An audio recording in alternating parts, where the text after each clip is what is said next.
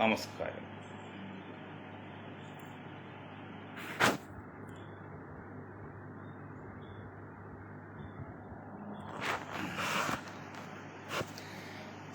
നമസ്കാരം. ഞാൻ Moideen Shah, Indian union minority ലീഗിൻ്റെ പ്രസിഡന്റ്. ബഹുമാന്യൻ, നിങ്ങൾക്കെല്ലാവർക്കും എൻ്റെ എൻ്റെ ഗ്രൂപ്പിൻ്റെ അഭിനന്ദനങ്ങളും ആശംസകളും. 2024 ജൂലൈ മാസം 25-ാം തീയതി എൻ്റെ സഹപാഠിയായിരുന്ന നടക്കുടി പാപ്പുച്ചേട്ടൻ മകൻ കേശവൻ മരിച്ചിട്ട് 8ാമത് ചരമദിനമാണ്. എപ്പോഴും സുസ്മേരവദനായി കാണുന്ന എൻ്റെ പ്രിയ സുഹൃത്ത് ഇന്നും അഭിമാനത്തോടെയും ചിരിച്ചുകൊണ്ട് മാത്രമേ അദ്ദേഹത്തെ സ്മരിക്കാൻ പറ്റുള്ളൂ. അത്ര നിഷ്കളങ്കനും പാവം മനുഷ്യരായിരുന്നു. ഏതായാലും അകാലത്തിൽ അല്ലെങ്കിലും ദീർഘമായ കാലാവധിയിനുള്ളിൽ അല്ലാതെ മുമ്പ് തന്നെ അന്തരിച്ചു. അദ്ദേഹത്തിൻ്റെ ആത്മാവിന് ഒരിക്കൽ കൂടി നിത്യശാന്തി അതുകൊണ്ട് തുടങ്ങാം. നമ്മുടെ സിനിമാതരൻ ജയൻ്റെ ജന്മദിനമാണെന്ന് നമ്മളിതിൽ പറഞ്ഞല്ലോ. ഏതായാലും ഞാൻ ഇന്ത്യൻ യൂണിയൻ മൈനോറിറ്റി ലീഗിൻ്റെ പ്രസിഡന്റ് എന്ന് പറയുമ്പോൾ ഇന്ത്യൻ ജനസംഖ്യയിൽ 3 വരുന്ന ന്യൂനപക്ഷങ്ങൾ, ആ ന്യൂനപക്ഷങ്ങൾക്ക് കൂടി വേണ്ടിയാണ് നമ്മൾ സംസാരിക്കുന്നത്. അതിൽ പ്രത്യേകിച്ച് മുസ്ലിം സമുദായം. അപ്പോൾ മുസ്ലിം സമുദായത്തിലെ വിദ്യാഭ്യാസമുള്ള ചെറുപ്പക്കാരോടാണ്, ചിന്തിക്കുന്ന ചെറുപ്പക്കാരോടാണ് എനിക്ക് പറയാം. കഴിഞ്ഞ കുറേ വർഷങ്ങളായിട്ടുള്ള ഇന്ത്യ ചരിത്രം എടുത്താൽ കോൺഗ്രസ് ഭരിക്കുമ്പോഴും ഇപ്പോൾ BJP ഭരിക്കുമ്പോഴെല്ലാം ഈ സമുദായത്തെ വളർത്തിക്കൊണ്ടുവരാൻ ശ്രമിച്ചില്ലെന്ന് മാത്രമല്ല,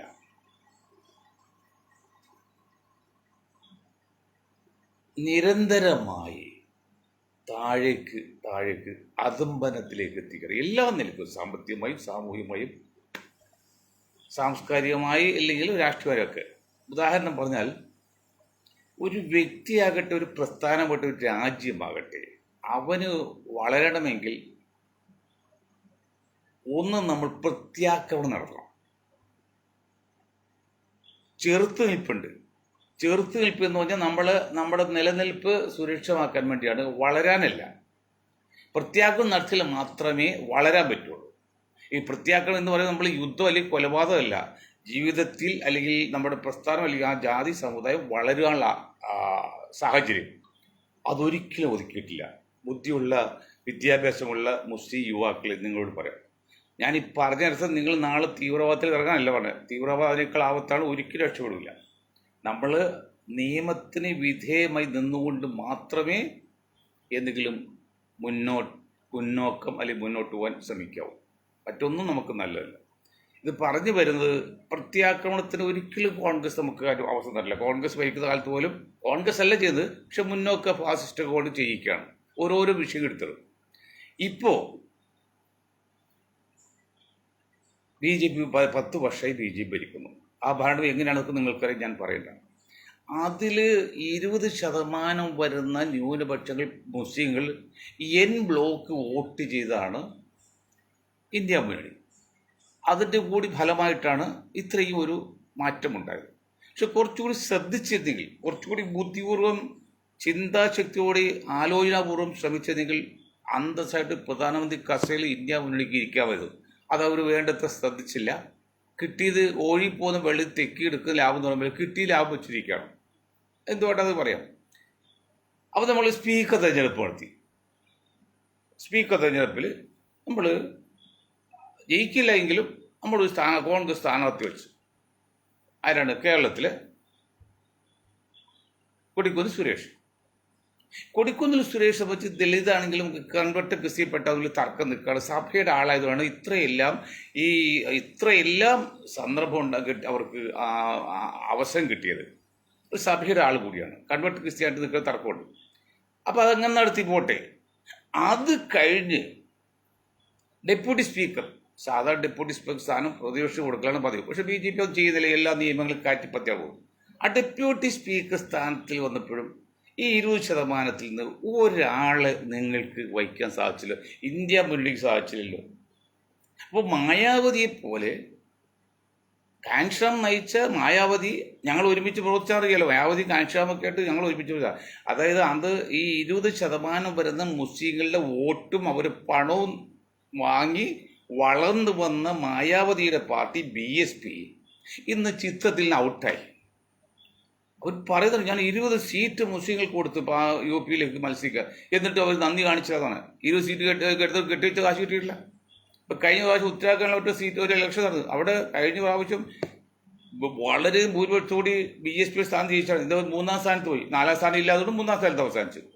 അപ്പോൾ അവരുടെ പോക്ക് വളരെ അർത്ഥശൂന്യമായിട്ടാണ്. അർത്ഥശൂന്യമായിട്ട് പറയാൻ കാരണം ശിവസേന ഒരു പക്ഷേയല്ല, യഥാർത്ഥത്തിൽ ശിവസേന BJP-യേക്കാൾ വർഗീയവാദികളും തീവ്രവാദികളും പ്രാദേശികവാദികളുമായ ഒരു പ്രസ്ഥാനമായിരുന്നു. അവർ നിലനിൽക്കാൻ വേണ്ടിയാണെങ്കിൽ പോലും മാനസാന്തരപ്പെട്ട് അവർ വന്നു. അപ്പോൾ കോൺഗ്രസ് സഖ്യമുണ്ടാക്കി അവിടെ ഭരിച്ചു. അന്നൊക്കെ സുധീരൻ അദ്ദേഹം ആദർശവാദി, ചില കള്ള ആദർശവാദികളുണ്ട്, ആദർശം വലുതെടുക്കും, അദ്ദേഹം അന്ന് എതിർത്തു. പക്ഷേ ഏതായാലും അതുകൊണ്ട് മഹാരാഷ്ട്രയിൽ ഒരു മാറ്റം ഉണ്ടെങ്കിൽ കോൺഗ്രസ് മുന്നണിക്കും. അപ്പോൾ അങ്ങനെ ചെയ്തിരുന്ന ശിവസേനയെ പോലും മുഖ്യധാരയിലേക്ക് കൊണ്ടുവന്ന് ഇന്ത്യ മുന്നിൽ ഉൾപ്പെടുത്തി ഇപ്പോൾ നീക്കുകയാണ്. ഇന്ന് മുസ്ലിങ്ങൾക്ക് വേണ്ടി ഒരുപക്ഷെ വാദിക്കുന്നത് ശിവസേനയുടെ നേതാക്കളാണ്. മാറ്റം വന്നില്ലേ? പക്ഷേ നമ്മുടെ ഈ മായാവതിജിക്ക് കോൺഗ്രസ് തെറ്റിയിട്ട് ഇല്ലെന്ന് പറയുന്നില്ല. പക്ഷേ എങ്കിലും മുഖ്യ ശത്രുവിനെ തോൽപ്പിക്കുക ചെറിയ ശത്രുവിനെ കൂട്ടുപിടിക്കുക എന്നൊരു തത്വമുണ്ട്. അത് ലോക തത്വമാണ്, വേൾഡ് ഫിലോസഫി അല്ലെങ്കിൽ വേൾഡ് ഇതാണ്. പക്ഷെ ആ ഒരു രീതിയിൽ മായാവതിക്ക് ഇന്നും പറ്റുന്നില്ല. മായാവതി കോൺഗ്രസും എതിർക്കണം.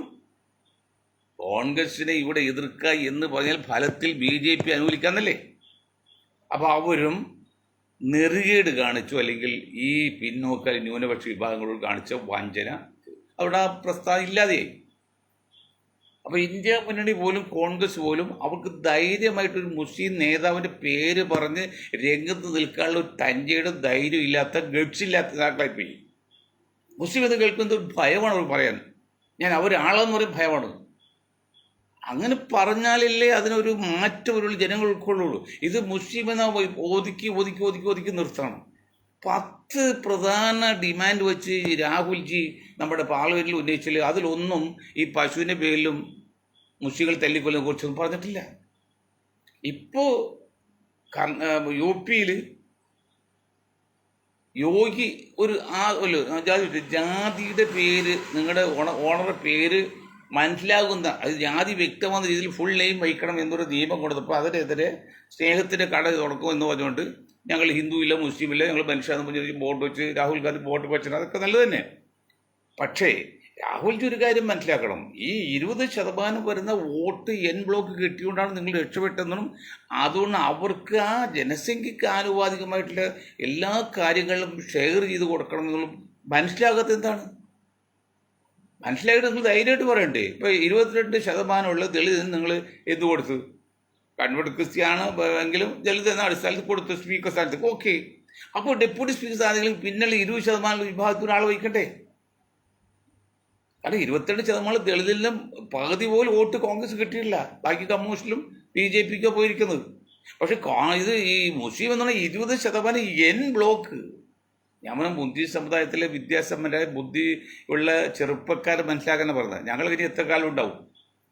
അപ്പോൾ 22.5% വരുന്ന ദളിതിൽ നിന്ന് പകുതി വോട്ട് പോലും ഇന്ത്യ മുന്നണി കിട്ടിയില്ല, ബാക്കിയെല്ലാം കമ്മ്യൂണിസ്റ്റ് പാർട്ടിക്കും BJP-ക്കും പോയിരിക്കുന്നത്.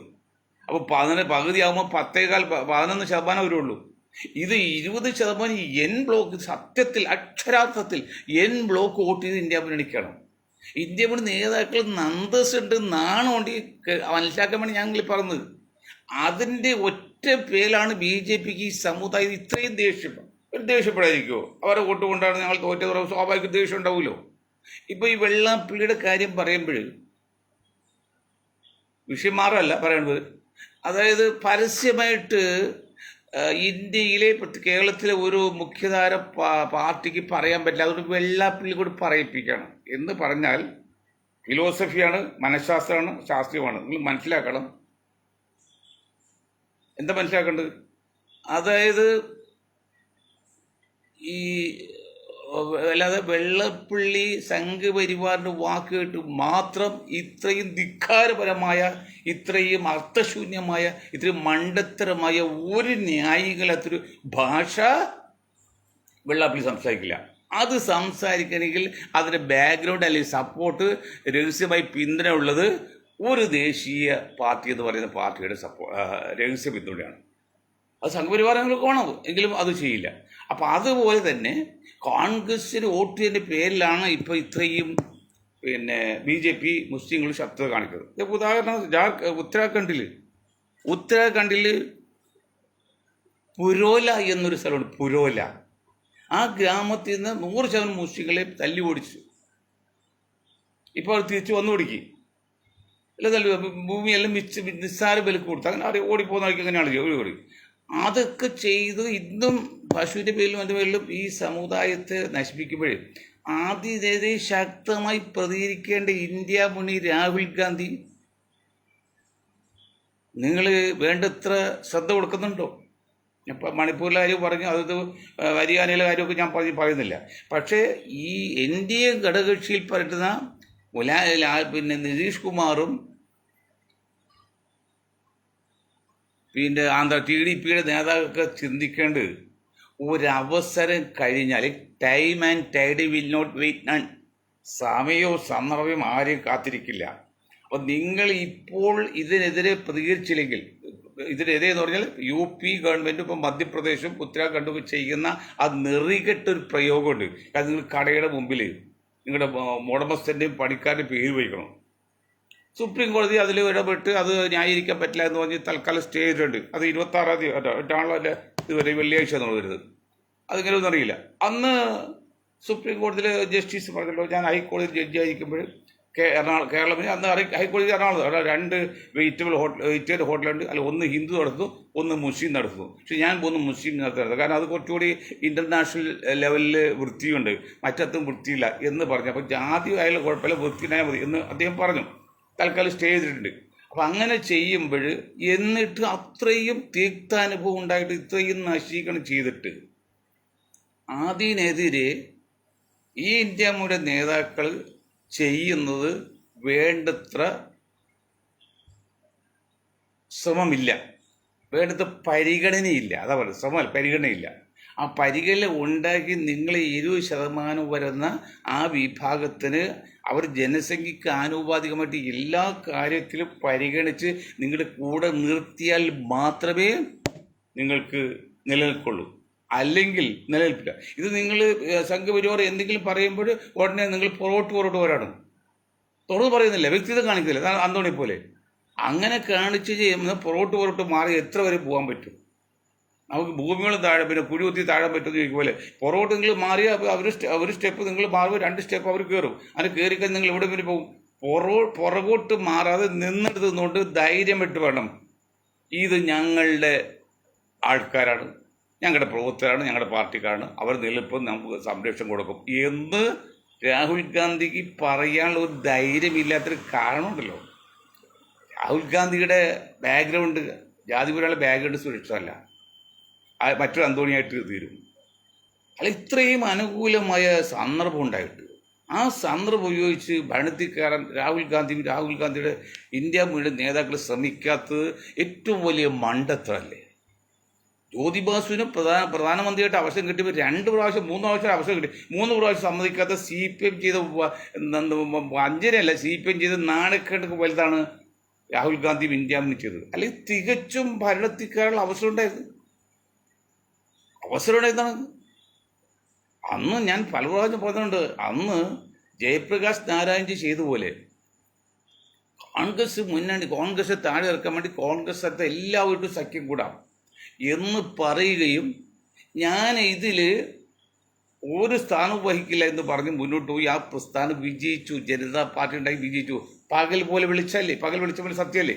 പക്ഷെ എന്തേ ഈ ഇന്ത്യ മുന്നണിക്ക് അല്ലെങ്കിൽ പ്രതിപക്ഷ മുന്നണിക്ക് അങ്ങനൊന്നും ചിന്തിക്കാൻ പറ്റിയില്ല? നമ്മൾ ബി ജെ പി എന്ന ഒരു പ്രത്യയ ശാസ്ത്ര അല്ലെങ്കിൽ ആദർശമായിട്ട് എതിർക്കാൻ വേണ്ടി ആരുമായിട്ട് ബി ജെ പി അല്ലാത്ത ആരുമായിട്ട് കൂടുകൂടി നിൽക്കാം ഈ ഒരു മിനിമം പരിപാടിയിൽ.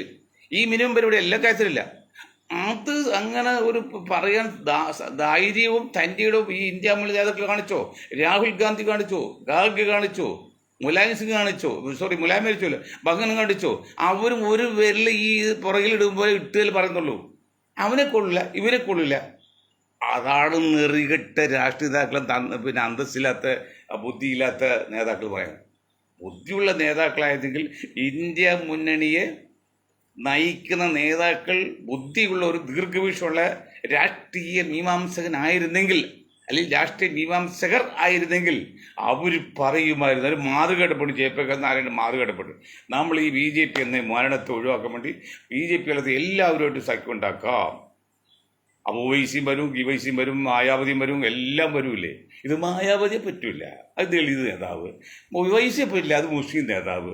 ഏടോ രാഹുൽജി, ഏടോ ഇന്ത്യ മുന്നണികളെ, നിങ്ങളുടെ ഈ കളി അപകടത്തിലേക്കാണ്. അല്ലെങ്കിൽ ഇപ്പം തന്നെ എന്തെങ്കിലും കാര്യം പറഞ്ഞ് നിതീഷ് കുമാറിൻ്റെ കയ്യിലെടുക്കാളൊരു ഇപ്പം ലാലുവിൻ്റെ മോനും മക്കും നിതീഷ തെറ്റാണ് ബീഹാറിൽ. ഇതൊരു രേഖ പെണ്ണ് പറഞ്ഞുകൊണ്ട് നിതീഷ് എതിര് പറയുന്നു, അതിന് സപ്പോർട്ട് ചെയ്യാണ്. അപ്പോൾ ഒരിക്കലും യോജിക്കാത്ത വിധത്തിൽ ഈ യോജിക്കാത്ത വിധത്തിൽ നിതീഷും ലാലുവിൻ്റെ മകനൊക്കെ പോയി കഴിഞ്ഞാൽ വീണ്ടും അന്തരം കൂടല്ലേ? അത് ഏതുപോലെ അറിയോ? ഇവിടെ കേരളത്തെ സംബന്ധിച്ച് വെള്ളാപ്പള്ളി നടേശൻ്റെ പാർട്ടി SNDP പാർട്ടിയല്ല, സംഘടന. അപ്പോൾ ഈഴവരും മുസ്ലിങ്ങളോട് യോജിച്ച് നിന്നാൽ 50% കൂടുതൽ 60% വരും. ആ 60% വരുമ്പോൾ അവർക്ക് വേണമെങ്കിൽ ഒറ്റയ്ക്ക് ഭരിക്കാം. അതുകൊണ്ട് അവരെ ഒരുമിച്ച് നിർത്താൻ പറ്റില്ല എന്ന് ഞാൻ ഇന്നലെ പറഞ്ഞ പോലെ ഇവിടുത്തെ ചില ദേശീയ രാഷ്ട്രീയ പാർട്ടികളും സംഘപരിവാറും പിന്നെ ക്രിസ്തംഖികളും മുസംഖികളും, ഇപ്പോൾ മുസ്ലിം നാമധാരി സംഖ്യ ഉണ്ടല്ലോ, മുസംഖികൾ എന്ന് പറയും, എങ്ങോട്ട് എന്താണ് അവർ യോജിപ്പിക്കുന്നില്ല. അതിൻ്റെ ഫലമായിട്ട് കൂടിയാണ് വെള്ളാപ്പള്ളിക്ക് ഈ ധൈര്യം കിട്ടിയെന്ന് പറയാൻ. വെള്ളാപ്പള്ളി പറയുന്നതിൽ വല്ല സത്യമുണ്ട്.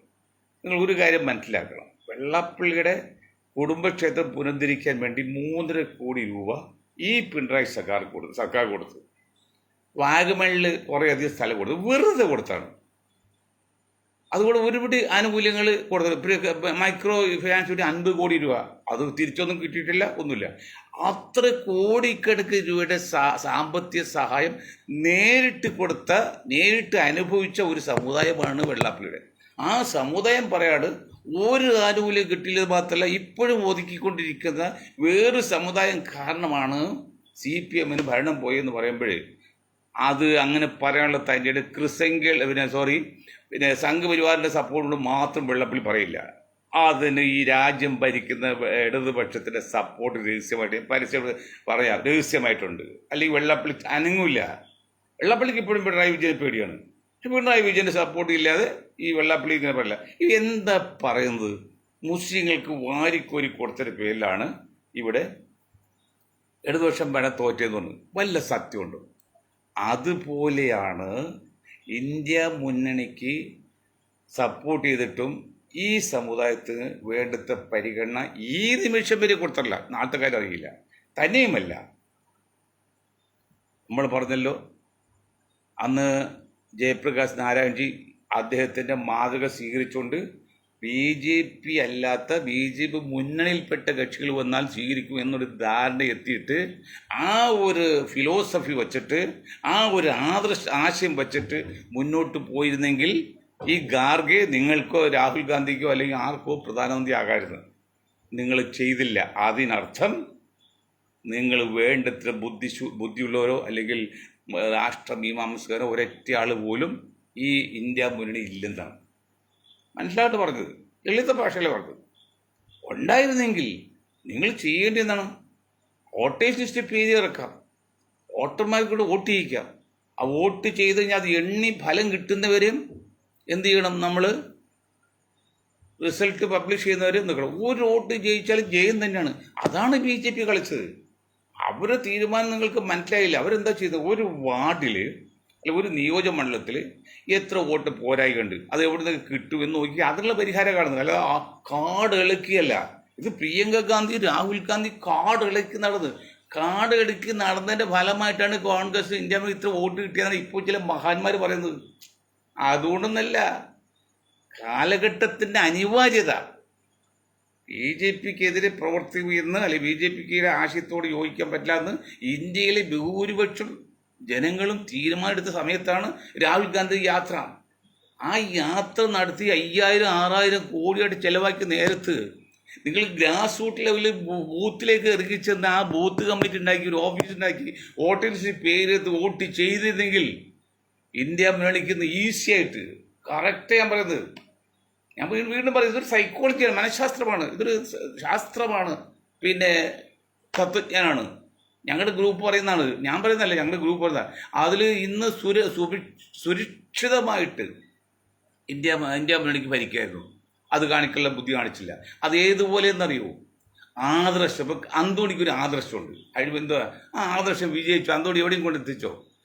സുധീറിന് ഒരു ആദർശമുണ്ട്. ആ സുധീറിൻ്റെ ആദർശം 2 കാര്യമാണ് ആദർശത്തിൽ പറയുന്നത്. വൃത്തികെട്ട ആദർശം പറയുന്നത് എന്നാലും ഒന്ന്, ശിവസേനയുടെ സഖ്യം ഉണ്ടായപ്പോൾ അത് ശരിയല്ല എന്ന് പറഞ്ഞ് അത് നേരിട്ട് നോക്കി ശരിയാണെങ്കിലും പ്രായോഗികമായിട്ട് നോക്കട്ടെ. മറ്റൊന്ന്, നിങ്ങൾ ബി ഡി ജെ എസ് രൂപീകരിച്ചില്ലേ 10 വർഷം മുമ്പ്, 15 വർഷം മുമ്പ്.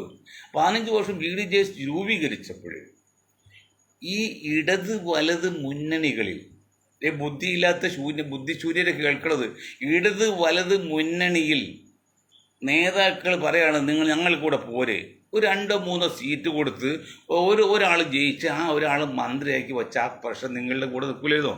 അന്ന് ആരാണ് 2 ഈഴവന്മാരെ എതിർത്തത്? ഒന്ന് അച്യുതാനന്ദൻ എന്ന് പറഞ്ഞ ഈഴവനും ഒന്ന് സുധീർ എന്ന ഈഴവനും. അത് ജാതി ഗുണമാണുള്ളത്, കാരണം സ്വന്തം ജാതിക്കാരെ സപ്പോർട്ട് ചെയ്യില്ലല്ലോ. അച്യുതാനന്ദൻ സമ്മതിച്ചില്ല, പിണറായി കുഴപ്പമില്ല, പിണറായി അക്കാര്യത്തിലൊക്കെ വളരെ സോഷ്യലാണ്. മറ്റെന്തൊക്കെ പറഞ്ഞാലും പിണറായി എടുത്തെങ്കിൽ LDF നിൽക്കില്ലായിരുന്നോ?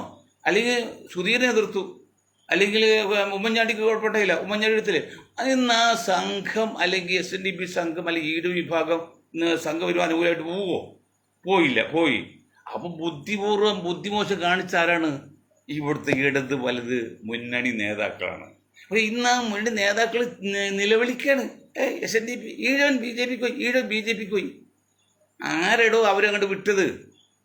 സംഘപരിവാറിന് ശ്രമിക്കും, അവരെ അവർക്ക് കുറ്റം പറയാം. അവരുടെ ലക്ഷ്യം വിജയിക്കാൻ വേണ്ടി അവരെന്ത് ചെയ്യും? അത് ഏത് കാര്യത്തിലും അത് യുദ്ധത്തിലും പ്രേമത്തിലും തെരഞ്ഞെടുപ്പിലും സത്യമൊന്നുമില്ല, എങ്ങനെ ജയിക്കുക എന്നുള്ള. അവർ യുദ്ധത്തിലാണ് ഇപ്പോൾ. എന്നാലും അവർ ആദർശം വെച്ച് ഭരണം പിടിച്ചെടുക്കാനുള്ള ഒരു യുദ്ധത്തിലാണ്. അതിൽ അവർ ജയിക്കാൻ വേണ്ടി എന്ത് തന്ത്രം ഉപയോഗിക്കും? അതൊരു ഉപയോഗിക്കട്ടെ. അത് മറുതന്ത്രം ഉപയോഗിക്കണമെന്നറിയോ? ഈ വെള്ളപ്പിള്ള മകൻ പിന്നെ പുള്ളിക്കാരനെ BJP വിടാതെ കൂടെ നിർത്തേണ്ടിയിരുന്നു. ചെയ്തോ? അതാ പറഞ്ഞ അവിടെ ഉവൈസി വിട്ട് പുറത്തേക്ക് ഇട്. ആസാമിൽ കാക്കപ്പുറത്ത്, ഇവിടെ മായാവതി പുറത്തേക്ക് വിട്ട്. എല്ലാം അവർക്ക് ഇഷ്ടപ്പെടാത്തവരൊക്കെ അവർ പുറത്തേക്ക് വിടും. അങ്ങനെയല്ല വേണ്ടത്.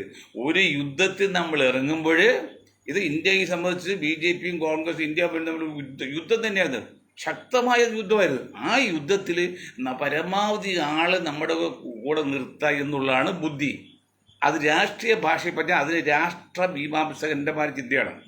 കാരണം രാഷ്ട്രീയക്കാരൻ അടുത്ത 5 വർഷത്തേക്ക് ചിന്തിക്കുമ്പോൾ രാഷ്ട്രമീമാംസകൻ വരും തലമുറക്കൂടി ചിന്തിക്കും. അതാണ് വ്യത്യാസം. ഇവരെല്ലാം രാഷ്ട്രീയ നേതാക്കളാണ്, രാഷ്ട്രമീമാംസകനല്ല. രാഷ്ട്രമീമാംസകനായതെങ്കിൽ ജയപ്രകാശ് നാരായൺജിയുടെ തത്വം വെച്ച് അങ്ങനെ ചെയ്തില്ല. ഇപ്പോൾ എന്ത് പറ്റി? ഇപ്പം നിലവിളിക്കണം LDF UDF സംഘപരിവാറിലേക്ക് ഈഴ പോയി എന്ന്. വല്ല കാര്യമുണ്ടോ? ബുദ്ധിമോശം കാണിച്ചിട്ട് ഈ താൽക്കാലിക ലാഭം നോക്കരുത്. ഈ കടുക് ചോദ്യം കാണും, നാളികേരം ചോദ്യം കാണൂല എന്ന് പറയുമ്പോഴാണ് നിങ്ങളെല്ലാം ഈ താൽക്കാലിക ലാഭത്തിന് വേണ്ടിയാണ്, വ്യക്തിപരാക്കി തീർക്കാൻ വേണ്ടിയാണ്. സഭാ നേതൃത്വം അന്ന് പറഞ്ഞില്ലേ, അന്ന് LDF അനുകൂലിച്ചോ? ഉള്ളുണ്ടെങ്കിലും പുറത്തെങ്കിലും എന്ത് സഭ പറഞ്ഞ് എന്ത് നാർക്കോട്ടിക് ജിഹാദ്. ഇപ്പോൾ വെള്ളാപ്പള്ളി പറയുന്നു, പരോക്ഷമായിട്ട് വെള്ളാപ്പള്ളി മുഖത്ത് നോക്കിയപ്പോഴായിട്ട് നിങ്ങൾ പറയുന്നത് തെറ്റ് ശരിയില്ല, വോട്ടിങ് നിങ്ങൾ ഹരേക്ക് ഹാജരാക്കാൻ മതി. ആ FIR ഫെയിൽ ചെയ്യണ്ടേ? FIR നോട്ട് ചെയ്യണം. ഫസ്റ്റ് ഇൻവെസ്റ്റിഗേഷൻ റിപ്പോർട്ട് അതിൽ FIR ചെയ്യണം. നിങ്ങൾ രേഖ കാണിക്കൂ. മുസ്ലിം സമുദായത്തിന് എന്താണ് ഞങ്ങൾ രാഷ്ട്രീയ ഭരണകക്ഷിയിൽ ഞങ്ങൾ എന്താ കൊടുത്തത്, അല്ലെങ്കിൽ കോൺഗ്രസ് എന്താ കൊടുത്തത്, നിങ്ങൾ കാണിക്കാൻ പറഞ്ഞ് കേസ് രജിസ്റ്റർ ചെയ്യണ്ടേ? തൻ്റെ ഉണ്ടോ മുഖ്യമന്ത്രി? LDF തൻ്റെ ഉണ്ടോ? അതിനർത്ഥം നിങ്ങളും ചില സ്വാർത്ഥ ലാഭത്തിന് വേണ്ടി നിങ്ങളും ഉള്ളുകളി കളിക്കണം. ഇപ്പോൾ ഒരു കാര്യമല്ല, CPIയുടെ ഒരു പെണ്ണ് പാലക്കാട്, ഒരു മുസ്ലിം സ്ത്രീ 10-27 വയസ്സുള്ള, അവളുടെ ഭർത്താവ് ഗൾഫിൽ 6-7 വർഷമായിട്ട് പണിയെടുത്ത് കാശ് അയച്ച് അതെല്ലാം കൊടുത്ത് ഒരുത്തൻ DYF AYF ഐഡിയ ആണ് കേട്ടോ, CPM അല്ല ദരിദ്രിക്കൽ. AIFന്റെ നേതാവ് ഇടപെട്ട് എന്തൊക്കെയോ ചെയ്ത് പൈസ കോജാ പെണ്ണ് ഇപ്പം ആത്മഹത്യ ചെയ്ത്. അതായത് രാഷ്ട്രീയ നേതാക്കള് എല്ലാവരും എല്ലാം തന്നെ പെണ്ണുകൂടിയന്മാരാണ്. അത് കുറ്റം പറയാൻ പറ്റില്ല. അതൊക്കെ സാഹചര്യം അങ്ങനെയാണ്. അതൊക്കെ ബലമായിട്ടല്ലെങ്കിൽ ആയിക്കോട്ടെ, നമ്മളതിൽ പോയി വന്നില്ല, ഇതല്ലേ. പക്ഷേ ആ പെണ്ണ് ഇപ്പം ആത്മഹത്യ ചെയ്തില്ല, ആ കുടുംബ നിരാരോധി, ആ കുട്ടികൾ ഇതായില്ലേ. അവർ പറഞ്ഞ് കേസ് പരാതിപ്പെട്ടിട്ടായത് ഇത് പരിഹരിക്കാൻ പറഞ്ഞു. എന്നിട്ട് പരാതിപ്പെട്ടില്ല എന്നിപ്പോൾ CPM നേതാക്കൾ പറഞ്ഞു. അപ്പോൾ അവർ അറിയാമല്ലത്. അപ്പം അങ്ങനെ നിൽക്കുമ്പോൾ ഈ രാഷ്ട്രീയക്കാർ താൽക്കാലിക ലാഭം നോക്കുള്ളൂ, ദീർഘവീക്ഷമില്ല. ദീർഘവീക്ഷ ഉണ്ടായിരുന്നെങ്കിൽ അങ്ങനെയൊക്കെയല്ല ജയപ്രകാശ് നാരായണൻ ഇതുപോലെ ചെയ്യണം. അത് ചെയ്യുന്നില്ല. അപ്പോൾ അതുകൊണ്ട് നമ്മൾ വരുന്നത് രാഷ്ട്രീയക്കാരുടെ, പ്രത്യേകിച്ച് കേരളത്തിലെ LDFന്റെ UDFന്റെ ദീർഘവീക്ഷമില്ലായ്മയാണ്. വെള്ളാപ്പള്ളിയുടെ മകൻ രൂപീകരിച്ച പാർട്ടി അതിന് ആരംഭം കൊടുത്തത് വിശ്വ പരിഷത്തൊക്കെ ആണെങ്കിലും പിന്നെ അത് രൂപീകരിച്ച് വന്ന സമയത്തേക്ക് അവർ വന്നാണ്, കൂടെ നിൽക്കാൻ ശ്രമിച്ചാണ്. നിങ്ങൾ തൊഴാൻ പറ്റില്ല എന്ന് പറയും. ഈ അച്യുതാനന്ദൻ പറഞ്ഞ് സുധീരനും പറഞ്ഞു. ഇപ്പോൾ അച്യുതാനന്ദൻ എന്തായി പോലെ കിടപ്പോയി, സുധീരനും വീട്ടിൽ പോയി, ഈ സമുദായം അവിടെ ഒറ്റപ്പെട്ട് പുറത്തു പോയില്ലേ. അപ്പം അങ്ങനെ ചെയ്യരുത് എന്ന് പറയാണ്. അതാണ് എൻ്റെ ശരി. പിന്നെ മറ്റൊരു കാര്യം പറയാനുള്ളത്, നമ്മുടെ കർണാടകയിലെ വാഹന അപകടത്തെക്കുറിച്ചാണ്. അതിനെക്കുറിച്ച് 10 ആളെ കൂട്ടാൻ വേണ്ടി രാഷ്ട്രീയക്കാരെ പോലെ തന്നെ ഇപ്പോൾ ചാനലുകാരും മത്സരമാണ്. അതിൽ ഉള്ളു ഇല്ലാത്തതൊക്കെ പറയും. അതിനെക്കുറിച്ച് സങ്കടമുണ്ടെങ്കിലും അതിലൊരു കേൾക്കുന്ന വാർത്ത ശരിയാണെന്ന് അറിയില്ല, പക്ഷെ അങ്ങനെ കേൾക്കുന്നുണ്ട്.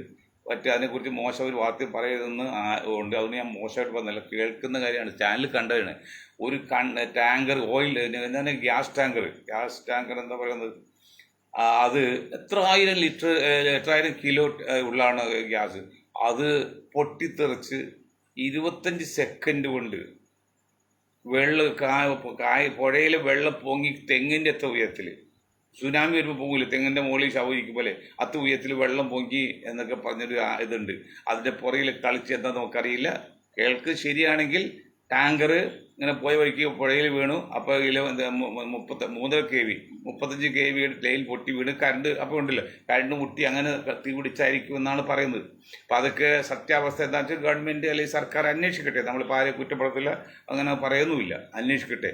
ഏതായാലും വലിയ ദുരന്തമാണ്. ആ ദുരന്ത മുഖത്തുനിന്ന് കുറച്ച് ആശ്വാസകരമായ കാര്യങ്ങളാണ് നമുക്ക് കേട്ടുകൊണ്ടിരിക്കുന്നത്. അതിൽ പെട്ടുപോയ ഹതഭാഗ്യനായ ആ യുവാവിന് നമ്മളിപ്പോഴും ജീവിച്ചിരിക്കുന്നത് പ്രാർത്ഥിക്കാൻ മാത്രമുള്ളൂ. പ്രാർത്ഥനയ്ക്ക് ഒരു പരിധി കഴിഞ്ഞാൽ ഫലം ഉണ്ടാവില്ല. ഒരു പരിധി വരെ പ്രാർത്ഥന ഫലമുള്ളൂ. അല്ലാതെ ഇല്ലെന്ന ഒരാൾ മരിച്ചാൽ പിന്നെ എത്ര പ്രാർത്ഥനയാലും ആൾ ജീവൻ കിട്ടില്ല പോലെയാണ്. അതൊക്കെ നല്ല രീതിയിൽ കലാശി കിട്ടിയെന്നും അവർ വീട്ടുകാർക്ക് അതിനുള്ള ക്ഷമയും സമാധാനം ഉണ്ടാകട്ടെ എന്ന് പ്രാർത്ഥിക്കുന്നു. നിർത്തുന്നു. നിങ്ങൾക്ക് ഒരായി നന്ദി. ജയ് ഹിന്ദ്.